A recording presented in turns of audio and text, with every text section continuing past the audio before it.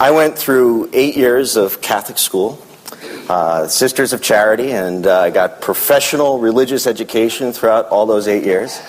Then I had 4 years of Jesuit prep school, and at the end of 12 years of religious education, I was an atheist. And then I came to Columbia. The sticking point in all that regarding religion for me was the Holocaust. I looked at that and I said, how is it possible that 6 million people could be exterminated in the course of a war that took 80 million lives, and there could be a God? How do you answer that question? I'm going to push back and ask you, there sounds like there's two motives behind the question. Maybe they're both true for you. They're both very important questions. One is how could European civilization, which is based on Christianity for 1,000 years, produce something like that? Or was it much more general, and that is, how in the world could God allow that kind of evil and suffering? That's the question I want. The second one. Yeah, the second one. Much more interesting. Well, the first one is a terrible question too. I mean, it's a terrible question to answer for a Christian minister. But as a pastor, I have to say that the Holocaust is awful, and yet as a pastor for the last 35 years, I've been sitting in rooms with people, as a pastor, with parents whose little, 2-year-old get run over by a car. I mean, it doesn't seem like a Holocaust, but it's the same kind of misery, the same question. Right. Why in the world would God allow evil and suffering? So I've been through it and through it and through it and through it. The right response to anyone who's actually in the middle of suffering is silence and love and speaking when spoken to. Answers I've given to people over the years when they've asked me. The one is, I actually don't believe it makes it any easier to handle or face suffering by disbelieving in God. And I actually do Martin Luther King Jr.'s letter from Birmingham jail. He says, how do you know that a human deed is unjust, or a law? But he's talking about law, but how do you know a human law or deed is unjust? Only if there's a higher law that says it's unjust. Otherwise, what you've got out there is the strong eat the weak. That's how you and I got here. If there's no God, you and I came here through stronger organisms eating the weak organism, natural selection. That's what life's about. That's utterly natural. Now, deep in our hearts, we feel, no, that's not right. But, the question is why? Now, what Martin Luther King Jr. was saying is, we believe that strong eating the weak is unjust and wrong because there's a higher law. If there was no higher law, he says, how do you even really justify your outrage? And yet the strong eat the weak every single day. Yes. So why doesn't God intervene and say, you know what? You can't kill all those people. Stop it. Well, I said there were two responses. The first response only is that it doesn't make it any easier. I mean, it really doesn't, because now, on what basis am I morally outraged? If strong eating the weak is natural, so what? So they did it. Stronger nations eat weaker nations, stronger individuals. So what's the big deal? What's the problem?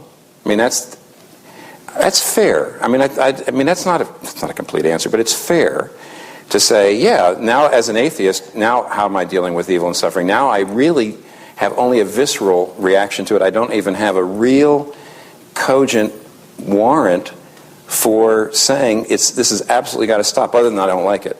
But the second is, now you were raised, you went to Catholic school. The Christian view of God is very different than the other views of God, because the Christian view of God is that God came into this world and suffered. Now, I have a cat, and my wife and I love our cat, and we actually saw it once. We broke its leg by accident, but we fixed it for only $1,000, which we never in a million years would have thought we would ever do for a cat. But well, you broke it, so we broke the cat. You're kind of morally obligated. And it suffered. However, I think it's fair to say, because it doesn't have the same kind of self-consciousness, I would say that a human being suffering is probably at least sort of some kind of higher order. You're more aware of things. There's more agony than a. if God really came to earth in Jesus Christ, then and the suffering he went through on the cross voluntarily would have been far beyond my suffering. Now, what does that do? It does not, even after you believe that God would have come down and become vulnerable to suffering and death, that does not yet give us an answer to the question of what the reason is that God allows evil and suffering. But it does tell us what the reason isn't. It can't be that he doesn't love us or he wouldn't have come down and gotten involved. It can't be that he doesn't care or he wouldn't be involved. I don't know what the reason is he hasn't stopped it yet, but it can't be a lack of, it can't be a remoteness, it can't be indifference or he wouldn't have come and gotten down involved. Now that assumes you believe the gospel. But if you believe the gospel, what it does is it keeps off the idea of indifference and says, I don't know why he hasn't stopped evil and suffering. But whatever the reason is, it can't just be indifference, hardness of heart, or lack of love. Have you thought about it in terms of, the reason? You mean, why didn't he come down and stop the Holocaust? I don't know. But now, right. at this point, you've got to ask yourself a question. If you can't think of a reason, does that mean there really can't be one? That's the Alvin Plantinga. Right. Have you heard the no-seums? Oh, this is good. You'll like this. Okay. Lay it on me. All right. Well, now, you're an academic, so you realize philosophers talk like this. Neither of us are really philosophers, but you do know how they talk. I do indeed. Okay. He says, if you look into a pup tent and I ask you, do you see any St. Bernards? And if you don't see any St. Bernards, you say, no, I don't see any St. Bernards, then we can safely conclude there probably are no St. Bernards in the tent, because if there were a St. Bernard in the tent, you'd probably see it. But he said, if you look into a pup tent and I say, do you see any no-see-ums?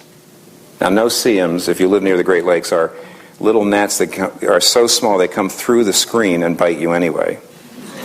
And he says, so if you look into the pup tent and I say, do you see any no-see-ums? And you say, no, I don't see any see-ums. I don't see any no-see-ums. That doesn't mean that there aren't any no-see-ums in there, because if there were, you couldn't see them.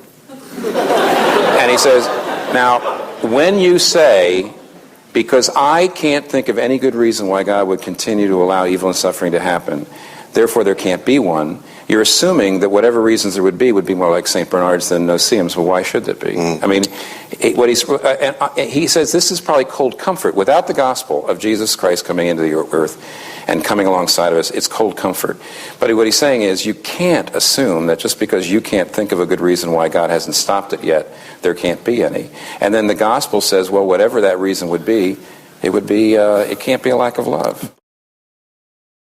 For more information about the Veritas Forum, including additional recordings and a calendar of upcoming events, please visit our website at veritas.org.